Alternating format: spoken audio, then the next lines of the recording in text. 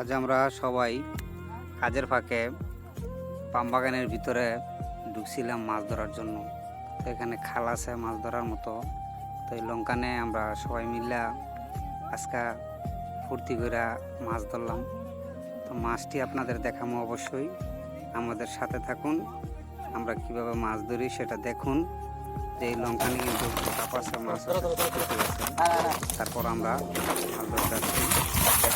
মাছগুলো ব্যাগের ভিতরে আমরা দেখেন কি কি মাছ ধরলাম, সবাই দেখেন।